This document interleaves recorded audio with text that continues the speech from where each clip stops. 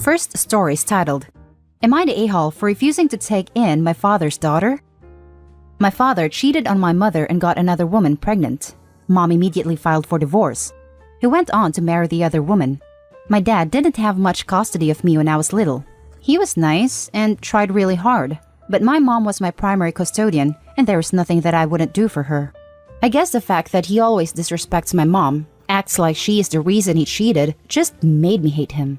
My mother also strictly told my father that I am not to have any contact with his wife/child. This happened when I was 5. I am now 20. Right now, I don't have any family except for my father, with whom I have got all contact with. He didn't come to my mom's funeral, and that was the last straw for me. Few months ago, my father's daughter, Tracy, contacted me. Turns out that she has lost both her parents to the pandemic. She was about to go into foster care and begged me to help her. I told her very politely that I do not want to have any contact with her, and that she cannot possibly expect me to take care of her when I am just a broke college student. She told me that she had plans and she would work, and all I have to do is not let her go into foster home. She told me that she will take care of herself. She asked me to help her as I am her sister. As I mentioned, I have no clue about this person. I don't even know if what she was suggesting was legally possible. In the end, I told her that I wasn't in any position to help her, and I don't know her.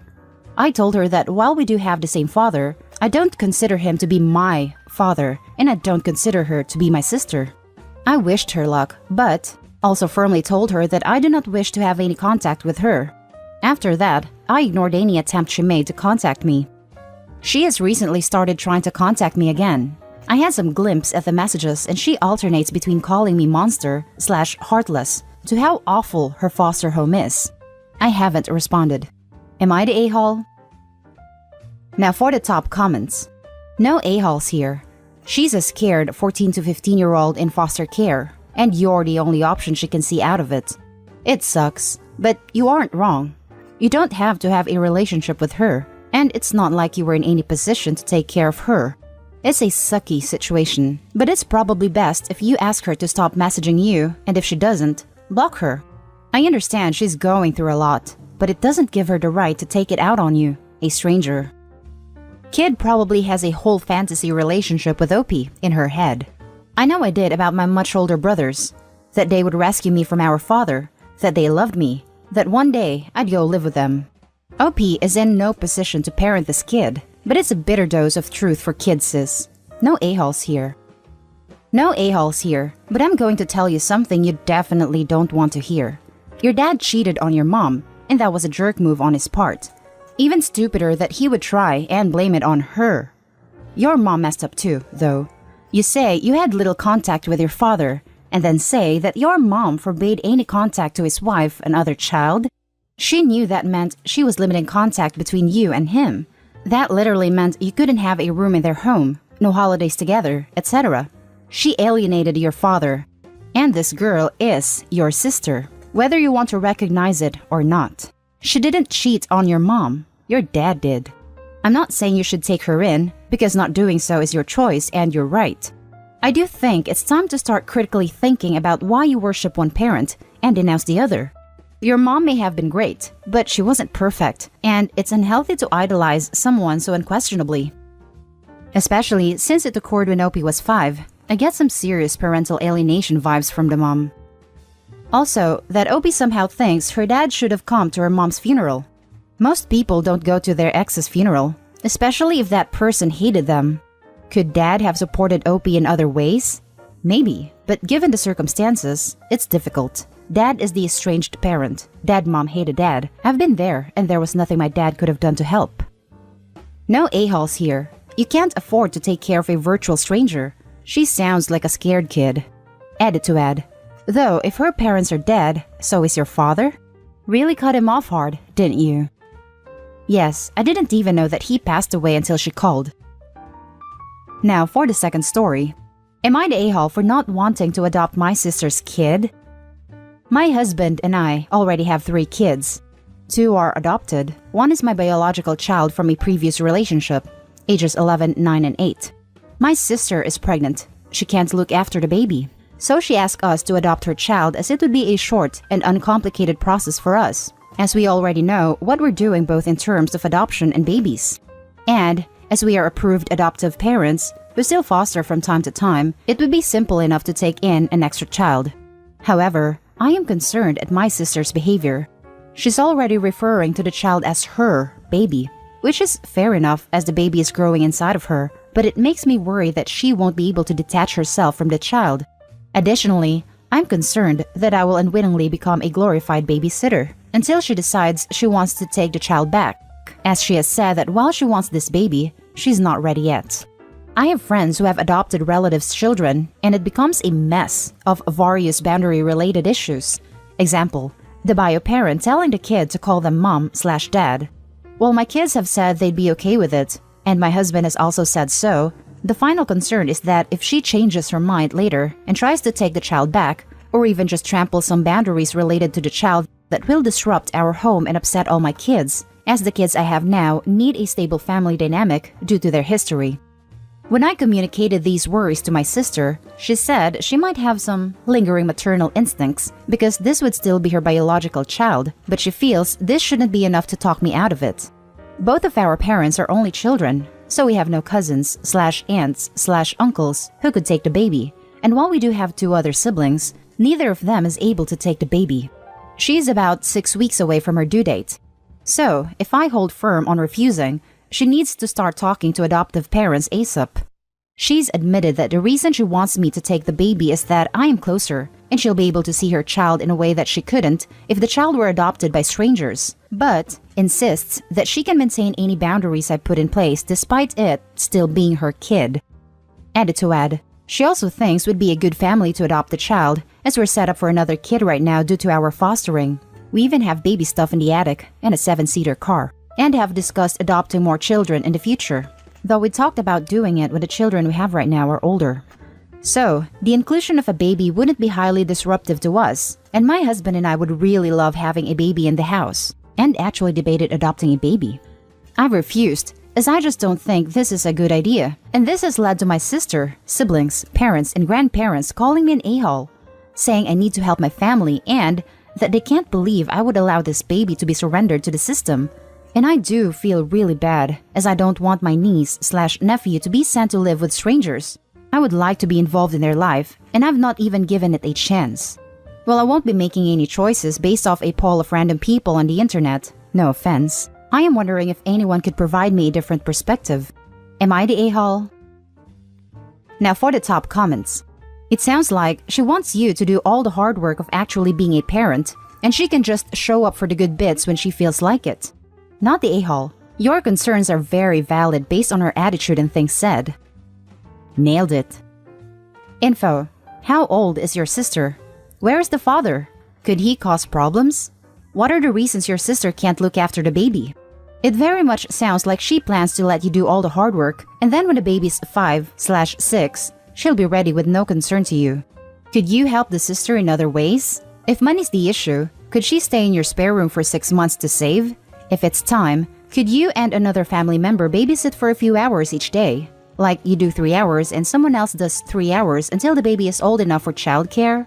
Why are you the A for letting the kid go into foster care, but your sister isn't for not wanting to sort them a loving family because she still wants some connection? There's so many other options that can be considered that everyone jumping straight to you taking the baby makes your sister's plan pretty clear. And where are your parents in all this? Why can't they look after the child for 2 to 3 years until your sister is ready? She's 31, 2 years older than me. Boyfriend broke up with her recently, in the ballpark of 6 to 8 weeks ago, after saying he wanted to have this baby with her, but he's now saying he won't be involved at all unless she adopts the baby out. In which case, he'll sign whatever he needs to sign for the adoption to go through, and that's going to be the extent of his involvement. Sister has no financial issues. Her issue is that without the boyfriend involved, she will be a single mother, which she says she cannot do, due to the mental/emotional toll she can see motherhood taking on her and not being ready for that progression. Not the a-hole.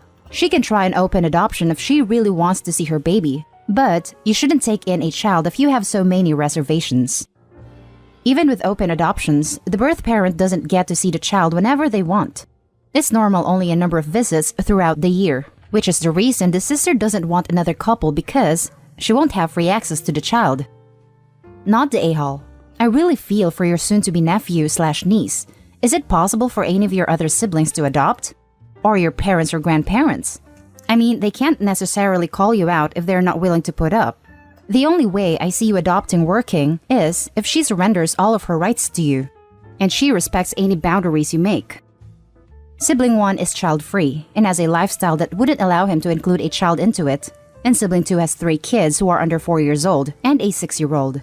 Our parents are in their 50s and planning on retiring soon, and grandparents are in their late 80s, so they don't have the sheer energy required to have a baby. Now for the last story.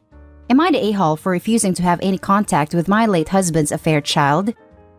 This is a long story, so buckle up. 7 years ago, my husband passed away. A few months after he passed away, a 15-year-old teenager came to my house. She revealed that she was his daughter. His name isn't in her birth certificate, but he really stepped up after he found out that her mom died when she was 10. She went to live with her grandmother, and my husband paid her grandmother each month to help with the expenses. After my husband died, the payments stopped and her grandmother threw her out. After being homeless for a couple of weeks, she came to my house. This was a pretty big shock to me, and I cannot stress how much I didn't want this person in my house. At the same time, I couldn't leave a child homeless. So I told her that I would help her and give her a place to stay. I also warned her that I only want to help her out, and that I am not taking any maternal role and she shouldn't expect me to. She agreed. She stayed at my house from the years of 15 to 18. My kid had already gone off to college, and I didn't mind. I never acted on the resentment I felt, but at the same time, I refused to do anything that could be considered parent-like. I pretty much only provided her with food and gave her a place to stay. That's it. She left when she was 18. I didn't have any contact with her after she left. She's now 20, and she contacted me recently. She wanted to connect, and she told me that I am the only mother figure she has. She wanted to bond with me, and she wanted me to consider her a daughter to me.